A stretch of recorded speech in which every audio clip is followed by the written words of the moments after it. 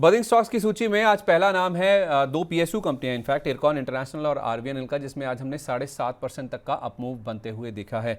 इरकॉन में आज हमने देखा है कि खबर ये आई है कि इरकॉन और आरवीएनएल का मर्जर हो सकता है। ऐसा न्यूज़ रिपोर्ट के हवाले से खबरें आई हैं। इन दोनों कंपनियों के मर्जर की जो रिपोर्ट आई है उसी वजह से हम देख रहे हैं कि दोनों स्टॉक्स में एक्शन बन रहा है इन एंटिसिपेशन कि इस मर्जर से सिनर्जीज मिलेंगी और दोनों कंपनियों को उससे फायदा होता हुआ दिखेगा। NMP, national asset monetization pipeline 2.0, इसके तहत इन दोनों कंपनियों को जोड़ा जा सकता है, इनका मर्जर हो सकता है, ऐसा न्यूज़ रिपोर्ट में लिखा हुआ है। और Q3 के एंड तक, यानी कि दिसंबर तिमाही के एंड तक अगर आप देखें तो आपको नजर आएगा कि आरवीएनएल में सरकार की मिनिस्ट्री ऑफ रेलवे के जरिए 73% के आसपास और इरकॉन में 65% के आसपास की हिस्सेदारी है। अभी अरुण सर, आप कह भी रहे थे कि डोमेस्टिक फोकस्ड पीएसयू, सार्वजनिक क्षेत्र की जो कंपनियां हैं उनके ऊपर ज़्यादा फोकस करें। दो नाम आगे सर आपके सामने, ये दोनों कैसे लगते हैं आपको? तो देखिए, ये जो न्यूज आर्टिकल है ये कुछ पुराना भी है। इसके ऊपर ऑलरेडी इन्होंने स्टॉक एक्सचेंजेस को भी कहा था, इंटीमेट भी किया था और इसमें मूवमेंट होना शुरू हो गया था। अच्छी बात जो है, पिछले 5-7 दिन में आरवीएनएल में जो गिरावट हुई थी वो आप समझ लीजिए कि शेयर लो के आसपास पहुंचा था पिछले 6-8 महीने के ट्रेडिंग में। अब यहां से खोने को बहुत कुछ नहीं है और जो हिस्सेदारी आपने बताई सरकार की इन कंपनियों में, उससे ये लगता है कि साइज, प्रॉफिटेबिलिटी को देखते हुए ये रेशो थोड़ा सा इन फेवर ऑफ आरवीएनएल होगा कंपेयर टू इरकॉन, जहां तक इसका स्वैप रेशो होगा, क्योंकि दोनों में से एक कंपनी रहेगी और शेयर होल्डर को एक पर्टिकुलर रेशो में वो शेयर का एक स्वैप मिलेगा। तो मेरे ख्याल से दोनों में निवेश जारी रखा जा सकता है। अच्छा खासा इसमें अपसाइड है। जो थोड़े से जो कहते हैं ना, ट्रेडिंग करने को भी तैयार हो, इसके अंदर में कई सारे और ट्रेडिंग अपॉर्चुनिटीज मिलते हैं। इसमें फ्यूचर में ये शेयर थोड़ा सस्ता है, स्पॉट में महंगा है। अगर आप ये शेयर होल्ड करते हैं तो एक और मैकेनिज्म है स्टॉक एक्सचेंज में, SLBM, stock lending borrowing mechanism, जिसमें आप आपके शेयर लेंड कर सकते हो, उसमें एक इनकम मिलती है और वो शेयर आप ही के प्रॉपर्टी है। वो लेंडिंग पीरियड खत्म होने के बाद शेयर आपको वापस आ जाते हैं। ठीक है, ओके, परफेक्ट है। वेले मैम, जरा एक बार आप ना सम्मान कैपिटल देखिए। आज सुबह खबर थी कि आरबीआई से इनको डील के लिए मंजूरी मिल गई, जो IHC अपनी एक सब्सिडरी के जरिए, एवेन्यूर इन्वेस्टमेंट इनका नाम है, इसके जरिए ये 66.65% हिस्सा खरीदने के लिए इन्होंने जो अनाउंसमेंट किया था, आई थिंक 8,850 करोड़ रुपए की ये डील है। उसके लिए आरबीआई से, यानी कि बैंकिंग रेगुलेटर से अप्रूवल आ गया है। आरबीआई ने कहा है, कुछ शर्तों के साथ अप्रूवल दिया है कि आप 1 साल में 12 महीने में इस डील को पूरा कर लीजिए। बस एक ही दिक्कत है कि आरबीआई ने कुछ शर्तों के साथ, जिसमें ये रिटेल डिपॉजिट्स आई थिंक नहीं ले सकते हैं, उसके ऊपर बैन किया गया है, ये एक शर्त लगाई है इस डील के लिए। और सेबी, जो कि मार्केट रेगुलेटर है, उनका फाइनल अप्रूवल आना अभी बाकी है। स्टॉक में आज हमने 12% तक का मूव देखा है। बीटन डाउन नेम है, बीटन डाउन स्ट्रक्चर है, इसमें पैसा लगाना चाहिए क्या? ट्रेड के हिसाब से लगाना चाहिए। इनफैक्ट कल मैं इसको ट्रैक कर रही थी, जब क्लोज हुआ तो 138 वगैरह के आसपास क्लोज हुआ था। आई वाज लाइक इसको खरीदेंगे, तो आज सुबह भी एक प्लेटफॉर्म पर इसमें बाइंग रिकमेंडेशन दे चुकी हूँ, तो व्यू अभी भी इंटैक्टेड है। स्टॉप लॉस लेकिन जो सेटअप है ट्रेड वाला, उसी को फॉलो करेंगे संदीप जी। 130 रुपए का स्टॉप लॉस रख रहे हैं और अभी जो मिलेगा ये आपको लगभग 145 के पास पर मिल रहा है। यस, ट्रेड अपॉर्चुनिटी को ट्राई किया जा सकता है। एक्सपोजर लिमिटेड ही रखना, ज्यादा ओवर नहीं रखना है। पॉसिबली जो टारगेट बनेंगे 155 ऑनवर्ड्स अप टू 170 के टारगेट्स जो कि अब बाय कर रहे हैं, उन लोगों के लिए आराम से बनने की पॉसिबिलिटीज है। स्टॉप लॉस स्ट्रिक्टली 130 रखना है। ठीक है अरुण सर, एक बार सेजिलिटी इंडिया देखिए, आपकी रिकमेंडेशंस की लिस्ट में रहा भी है जब मेरी आपसे बात होती है। बहुत कम स्टॉक्स होते हैं जो आप आइडेंटिफाई करते हैं। मुझे याद है एक समय ब्लू जेट आपकी लिस्ट में था, सेजिलिटी भी था। सेजिलिटी में अच्छा खासा करेक्शन हो गया सर। इसमें आपको पता ही है, इनके प्रमोटर्स बेचना चाहते थे और काफ़ी नीचे के लेवल्स पर उन्होंने अपनी हिस्सेदारी ऑफलोड की भी है। तो नमूरा की एक रिपोर्ट आई है सर, बाय रेटिंग के साथ उन्होंने कवरेज इनिशिएट की है, 55 रुपये का टारगेट दिया है स्टॉक के ऊपर। वो कह रहे हैं, नमूरा का कहना है कि हेल्थ केयर में AI का सबसे ज़्यादा फायदा अगर किसी को मिलेगा हेल्थ केयर में AI आने का, तो वो इसी कंपनी को होगा, क्योंकि ये कंपनी US की जो हेल्थ कंपनीज हैं और जो हॉस्पिटल चेन्स हैं उनको अपने सर्विसेज प्रोवाइड करते हैं। पिछले क्वार्टर से सर अगर आप देखें यानी कि Q2 के मुकाबले Q3 में FIs का स्टेक भी बढ़ा है, DIs का स्टेक भी बढ़ा है। तो 5.5% से 10.25% FIs का स्टेक आ गया, DIs का स्टेक 15.5% से 21% के आसपास आ गया। सर सेजिलिटी इंडिया में अभी भी जिन्होंने पहले ले रखा है वो भी और अभी भी लिया जा सकता है, खरीदा जा सकता है? मेरे ख्याल से ये शेयर IPO प्राइस के भी नीचे आ चुका है। शेयर कुछ कंसोलिडेट किया है कुछ दिनों में, अट्रैक्टिव लग रहा है, लेकिन इसके अंदर में अपमूव थोड़ा सा भी आने के बाद में जो फॉलिंग एवरेजेस हैं, सभी एवरेजेस शेयर के मौजूदा स्तर के ऊपर हैं। तो एक जिसे कहते हैं ना, एक प्रेशर का पीरियड इसमें देखने को मिलेगा। तो रिकवरी विल बी लेबोरियस, क्योंकि ऊपर जाते समय ये सब एवरेजेस एक बड़ा दबाव लगाएंगी और शेयर में एक अच्छी खासी रैली आने में 6 से 8 महीने लग सकते हैं। लेकिन मौजूदा स्तर पर ये एक सेफ एंट्री हो सकती निवेश करने के लिए। ठीक है, मौजूदा लेवल पर सेफ एंट्री हो सकती है, लेकिन समय लगेगा, धीरे धीरे चलेगा, क्योंकि जाहिर सी बात है ऊपर से गिरता हुआ आया है, लोगों के पास है ये स्टेक का, पब्लिक का स्टेक भी बड़ा है Q3 में।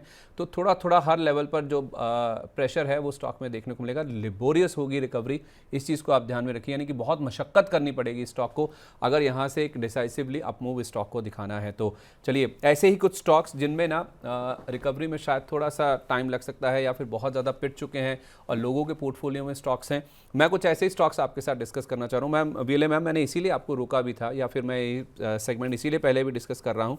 ऐसे स्टॉक्स मैं कुछ आपसे डिस्कस करना चाह रहा था। इसमें सबसे पहला नाम है सुज़लॉन एनर्जी का। ये वो स्टॉक्स हैं जो बहुत सारे लोगों के पोर्टफोलियो में भारी मात्रा में रखे होंगे, वॉल्यूम बहुत ज़्यादा होगा या फिर उनकी क्वांटिटी काफ़ी ज़्यादा होगी। अब सवाल हर किसी के मन में यही है या उम्मीद यही है या महत्वाकांक्षा कह लीजिए कि हीरो बनेंगे ये। अभी तो ये जीरो लग रहे हैं क्योंकि गिरावट बहुत ज़्यादा हो चुकी है। इस लिस्ट में शुरुआत करते हैं सुज़लॉन के स्टॉक से। सुज़लॉन में मैम 74.30 वाला, मैं 52 वीक हाई ले रहा हूँ। मैं ऑल टाइम हाई या फिर कहाँ से ये गिरते आ रहे हैं मैं वो नहीं कंसिडर कर रहा हूँ, क्योंकि फिर हर किसी का अपना अपना प्राइस होगा। मैंने सिर्फ एक कॉमन 52 वीक हाई पकड़ लिया, वहाँ से स्टॉक 40-42% नीचे है मैम। सुज़लॉन में अभी मौका है एंटर करने का? 44, 52, 60 रुपए 6 महीने के दायरे पर ये टारगेट्स मुझे आते हुए दिखते हैं। अगर आप 1 से 2 साल का भी लेकर चले तो ये 100 रुपए के पास तक भी जा सकता है, वो पोटेंशियल है इस स्टॉक में। और एडवांटेज मिलेगा उसको करंट सिचुएशन का।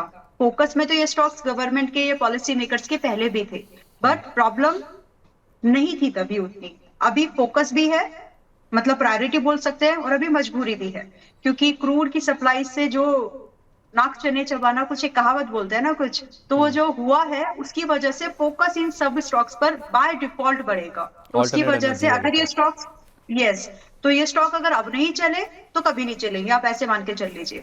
तो दिस इज द टाइम जहां पर एक इन्वेस्टर को बिल्कुल पैनी नजर से इन स्टॉक्स को अपने पोर्टफोलियो में रखे रहना चाहिए। बाकी टारगेट्स मैंने बताए हैं कि 6 महीने के दायरे पर कितना, और अगर इन्वेस्टर के तौर पर देखें तो कितना होगा। एनीवेज, हर टारगेट के लिए चाहे आप कितने दिन भी इसको होल्ड करना चाहें, there is a stop loss predefined. 37 rupees का स्टॉप लॉस मेंटेन करके चले। आप फ्रेश लॉन्ग बना रहे हैं तो भी 44 रुपए का पहला टारगेट है, और अगर आप एवरेज करना चाह रहे हैं और ट्रेड के हिसाब से थे आप, तो भी 44 का ही पहला टारगेट है। तो रिस्क रिवॉर्ड मैच नहीं करेगा, वो चीज की क्लैरिटी आपको होनी चाहिए। बिल्कुल, ये चीज़ को तो आपको ज़रूर ध्यान में रखना चाहिए। अरुण सर, वोडाफोन आइडिया, ये स्टॉक भी मैं 12.80 जो इसका रीसेंट 52 वीक हाई है वहाँ से देखूं तो करीब 30% नीचे, आज 9 रुपये 11 पैसे से मैंने कैलकुलेशन किया था। सर, वोडाफोन आइडिया, सरकार का 49% स्टेक, क्या तीसरी कंपनी लगातार बनी रहेगी टेलीकॉम स्पेस में? इसमें कुछ है दमखम, पैसा लगाया जा सकता है 10 रुपये के नीचे? देखिए, ये सरकार कभी नहीं चाहती कि टेलीकॉम डुओपोली हो जाए, और इसलिए उसने इतना बड़ा निवेश इस कंपनी में किया है, ये जानते हुए कि कंपनी में बहुत कुछ मेहनत करनी है, और इन्होंने अपनी हिस्सेदारी लगातार बढ़ाई है। तो क्या ये कंपनी जिंदा रहेगी? अवश्य रहेगी। वोडाफोन के सब्सक्राइबर, इंसिडेंटली मैं भी एक वोडाफोन का सब्सक्राइबर हूं, और 1998 जब से वोडाफोन आया है इंडिया में, तब से मैं इसका सब्सक्राइबर हूं। और ये भी कह सकता हूं कि मेरे नंबर में कोई बदलाव नहीं हुआ है, हालांकि 27 साल हो चुके हैं। ये कहना उचित रहेगा कि इस शेयर में उतार चढ़ाव होता रहेगा। Telecom is here to stay, और जब तक टेलीकॉम है तब तक वोडाफोन एज ए कंपनी जिंदा रहेगी। अब उतार चढ़ाव बाजार में एक्सपेक्टेशन बड़ा होता है। ये एक शेयर ऐसा है जिसमें लाखों की संख्या में ट्रेडिंग होती है। मैं इंडिविजुअल इन्वेस्टर की टिकट साइज की बात करता हूं, और इसमें इंट्राडे प्ले भी जो लोग करते हैं, मैं कई ऐसे लोग को जानता जो 50,000 शेयर 1 लाख की इसमें इंट्राडे एक कलम ट्रेड करते हैं। कुछ पैसे की हार जीत करते रहते हैं पर शेयर, बट जब आप उनकी क्वांटिटी से मल्टीप्लाई करो वो कई हजारों रुपए की हार जीत होती है। तो एक अच्छा शेयर है ट्रेडिंग करने के लिए। लोगों को इसमें मजा भी आता है, उनके वो एड्रेनलिन जो कहते हैं उससे वो काम करते हैं। एक नशा है। इस कंपनी में अगर आप निवेशित रहते हो, स्टॉप लॉस डिसिप्लिन रखते हो, तो इसमें पैसा बनेगा। वीएलए मैम, मुझे पता है आपको जाना है। लास्ट सवाल आपसे, येस बैंक, ओला इलेक्ट्रिक और जेपी पावर और इस लिस्ट में शामिल है। जेपी पावर पे आई थिंक पहले भी हम बात कर चुके हैं। येस बैंक और ओला में से अगर आप कोई टच करना चाहें। ओके, तो ओला इलेक्ट्रिक कंडीशनल है क्योंकि ये सिर्फ पेट्रोल डीजल के सामने अभी दुकानें ठप हो रही हैं, पेट्रोल पंप से मिल नहीं रहा है फ्यूल, तो उसकी वजह से किसी के घर की आग किसी के लिए थोड़ी तप हाथ सेकने का काम जो होता है ना, वैसा हो रही है। तो दो it's not a good stock, मैं इसको अच्छी क्वालिटी का स्टॉक अभी तो नहीं कंसीडर कर रही हूँ, बट क्योंकि समय ऐसा है उसका फायदा इसको ले सकते हैं आप। तो आप ट्रेड के तौर पर इसको देखिए, 23 रुपए 23.73 पर है, तो आप इसको यहाँ पर आप इसको यहाँ पर बाय कर सकते हैं, जिसमें कि पॉसिबली 26 रुपए से 28 और 30 के टारगेट आपको देखने के लिए मिलेंगे। बट जैसे कि मैंने बोला, क्वालिटी नहीं है स्टॉक में, तो स्टॉप लॉस आप 21 रुपए 50 पैसे का मेंटेन, 22 रुपए का स्टॉप लॉस मेंटेन करें तो बहुत है। इसके साथ साथ मैं डिस्क्लोजर दे देती हूँ प्लीज। जितने भी स्टॉक्स पर हम लोगों ने डिस्कशन किया है, मेरी कोई पर्सनल पोजीशन नहीं है। अगर वो मैंने रिकमेंडेशन के तौर पर दिया है तो there was no conflict of interest. Members के पास या जितने भी लोग हमें देखते हैं ऑन रेगुलरली बेसिस, उनके पास जरूर कोई ना कोई स्टॉक हो सकता है। ट्रेडिंग एंड इन्वेस्टमेंट होता है सब्जेक्ट टू मार्केट रिस्क, तो उसको समझते हुए प्लीज काम करें, उसको क्लब मत करिए। Thank you so much. चलिए, बहुत शुक्रिया ma'am, thank you so much. Short notice पर भी आपने ज्वाइन किया, thank you. Arun sir, yes bank, ये स्टॉक बहुत लोगों के पोर्टफोलियो में है। महत्वाकांक्षी हो जाते हैं कई लोग तो सर, जब इसको देखते हैं ये स्टॉक बहुत ऊपर चला जाएगा, बहुत ऊपर चला जाएगा ना। इसमें ना एक मेरी किसी से बातचीत चल रही थी, आज आप जब है ना, तो मैं अच्छे से आपसे बात करना चाह रहा हूँ। येस बैंक ना अभी 18.5 रुपये पे है। 18.5 रुपये पे सर इसका मार्केट कैप रफली आप देखेंगे ना तो 60,000 करोड़ रुपए का है। 60,000 करोड़ रुपए का मतलब ये हो गया सर, अगर यहाँ से दोगुना होना है इसको, यानी कि इसको 36 रुपये या 37 रुपये होना है, तो 1 लाख करोड़ रुपए से ज़्यादा का मार्केट कैप इसका हो जाएगा। तो इसका आप आंकलन इस तरह से समझिए कि अगर इसको 36-37 रुपये होना है, 1 लाख करोड़ का मार्केट कैप होना है, तो फिर ये कई सारे बैंकों के आसपास पहुंच जाएगा मार्केट कैप के हिसाब से। यही कारण है कि येस बैंक में जो चलने की गुंजाइश है ना, वो कम नज़र आती है। जो तर्क देते हैं लोग कि क्यों नहीं चल सकता, या फिर जो कह रहे हैं ना कि 30, 35, 40 हो जाएगा, उनको जवाब ये दिया जाता है। आपका क्या व्यू है सर इस पर? तो देखिए, जहां तक बैंक का सवाल है, इसके जो तकलीफें थी, पुराना मैनेजमेंट, स्टाइल ऑफ वर्किंग, इसमें जो गड़बड़ी थी, वो सबको अगर आप देखें, जब इसमें मैनेजमेंट चेंज हुआ, सरकार ने इसमें कई कदम उठाए और बैंक की मैनेजमेंट को रिवैम्प किया, उसके बाद ये बैंक टर्न अराउंड अवश्य हो गई। अब एक प्रॉफिटेबल बैंक है, इसमें कामकाज ठीक हो रहा है, विदेशी संस्थागत निवेशक भी आ गए हैं, इन्वेस्टर भी आ गया है, शेयर अवश्य चल रहा है।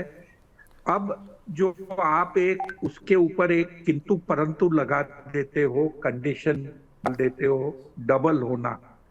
सर, डबल होना, कितने बैंकिंग के शेयर ऐसे हैं जो पिछले साल में 50% भी बढ़े हैं? वो आप मेरे को बता दो। अब जब वो आपको नंबर नहीं मिलेगी, तो आप बेचारे यस बैंक को ये टारगेट क्यों देते हो साल भर में डबल होना? धीरे धीरे चलने दो, और धीरे धीरे चलेगा तो ये कमाएगा। अगर आप इतना स्टिफ टारगेट दे दोगे तो डिसअपॉइंटमेंट ही होगा आपको इसमें। नहीं नहीं सर, मैं आपकी बात को ना काउंटर नहीं कर रहा, लेकिन पता क्यों आती हैं चीज़ें, क्योंकि लोगों का बहुत ऊपर के भाव पर लिया हुआ है। क्योंकि महत्वाकांक्षा वहीं से आती है ना कि मेरा भाव आ जाएगा, कोई 35, 40, 50, 70, 80, कई कई तो 350 पे के लेवल पे भी बैठे हुए हैं। मैं सिर्फ उस वजह से कह रहा हूँ सर। तो आपको एक एग्जाम्पल देना चाहता हूं, आपके दर्शकों को भी शायद सुनकर मजा आएगा। कि कुछ साल पहले की बात है, एक शो पर मुझे पूछा गया कि सर ये शेयर यहां से यहां तक गिर गया है, कोई 800-900 रुपए का भाव गिरकर अब 30 रुपया हो गया है, इसको क्या एवरेज कर सकते हैं? तो मैंने कहा देखो, अगर आपने 100 शेयर भी ऊपर में लिए थे और अगर आप उसको एवरेज करो और एवरेज करते समय आप 1000 शेयर भी ले लो, तो आपकी जो एवरेज करके जो प्राइस आएगी ना, वो इतनी ज्यादा ऊपर रहेगी कि अगर ये शेयर डबल टिबल भी हो जाए तो भी आप कभी नफे में नहीं आ सकते। तो अब आप जो शेयर ले रखा है वो आपकी एक पूंजी समझ लो। नया जो आप शेयर लेते हो वो नए ट्रेड के हिसाब से लो, पुराने खरीद को भूल जाओ, तब लो, और आप ये सोचो कि अगर ये डबल हो गया तो आपने कुछ पैसा कमाया। एवरेज किया हुआ शेयर न समझो। तो सामने वाले को आइडिया समझ में आ गई कि केजरीवाल जी इस शेयर पर बुलिश है शॉर्ट टू मीडियम टर्म और ये डबल हो सकता है। उसने 10 गुना नहीं, उसने 100 गुना क्वांटिटी खरीदी, और जब शेयर डबल हो गया सब बेच बाच के निकल गया और मेरे घर आ गया एड्रेस लेके चैनल वालों से बोलकर कि सर आपकी बात में मैं समझ गया और पैसा कमा ली। मैंने कहा भाई ये डेंजरस काम किया है, दोबारा इसको ऐसे करना मत।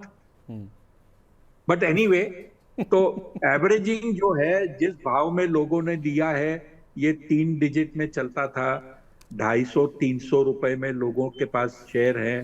फिर ये शेयर कुछ जो कहते हैं ना रीऑर्गेनाइज किया गया, और अब उस भाव का तो मेरे ख्याल से अब ये एक सपना ही रह गया है मीडियम टर्म में, तो वो तो भूल जाना चाहिए। ठीक है, ओके, मतलब शॉर्ट टर्म में है सर अपसाइड की गुंजाइश?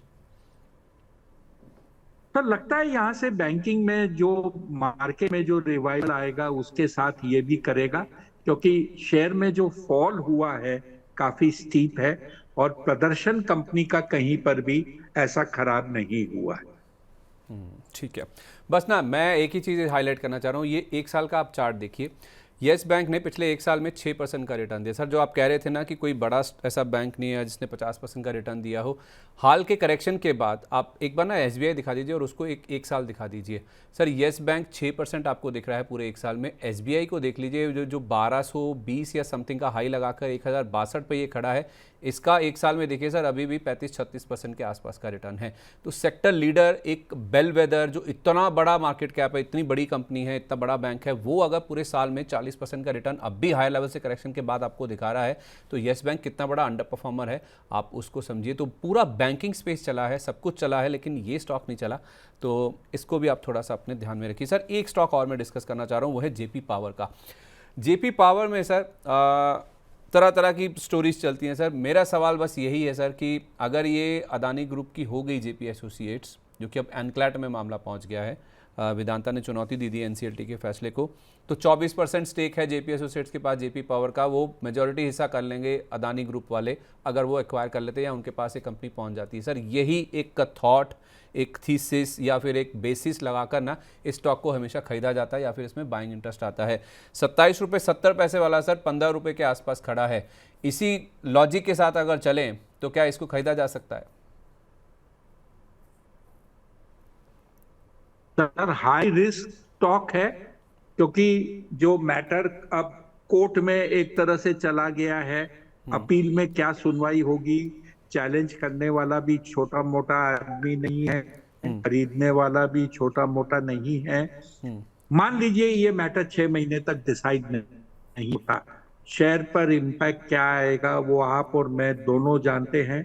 सट्टे की चीज है आज के दिन, तो वाइल्ड मूवमेंट हो सकता है। और ऐसे चीज में जब मामला कोर्ट या कचहरी में पहुंचता है तो उसमें रूमर्स, अनकंफर्म रूमर्स ज्यादा आते हैं, हकीकत कम आता है। तो वाइल्ड मूवमेंट हो सकता है।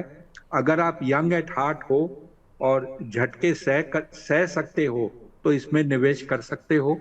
अपॉर्चुनिटी बड़ी बन सकती है। हाई रिस्क इन्वेस्टर हैं अगर आप, तो बड़ा अपॉर्चुनिटी बन सकती है। सर एक स्टॉप लॉस दे दीजिए सर, अगर आप कह रहे हैं कि हाई रिस्क हैं अगर, तो कम से कम कोई होल्ड कर रहा हो तो उसे पता हो कि हाँ मेरा डाउनसाइड कितना या मेरा रिस्क कितना है। सर मौजूदा स्तर से 20 से 25 के बीच में स्टॉप लॉस रख लीजिए और उसको ट्रेल करते रहिए। ट्रेलिंग स्टॉप लॉस एक क्या बोलते हैं मेंटल एक्सरसाइज भी होती रहती है और आपका कॉन्फिडेंस बढ़ाता रहता है, क्योंकि आपको ये एक्सरसाइज डेली बेसिस पे करनी पड़ती है। 20 से 25% नीचे। हाँ जी, ठीक है, ओके, परफेक्ट है। तो जेपी पावर में बड़ा पैसा बन सकता है, प्रोवाइडेड आप बड़ा जोखिम, बड़ा रिस्क ले सकते हैं, तो आप इसमें पैसा लगाइए, क्योंकि बहुत वॉलेटाइल और थोड़ा सा टाइम टेकिंग प्रोसेस भी हो सकता है इसमें। तो आप अगर 20 से 25% नीचे का डाउनसाइड देख सकते हैं या इतना रिस्क लगा सकते हैं या स्टॉप लॉस ले सकते हैं, तो ज़रूर आप स्टॉक में पैसा लगाइए, यहाँ पर पैसा बनने की गुंजाइश नज़र आती है। तो इसी के साथ बजिंग स्टॉक्स को हम यहीं पर विराम देते हैं।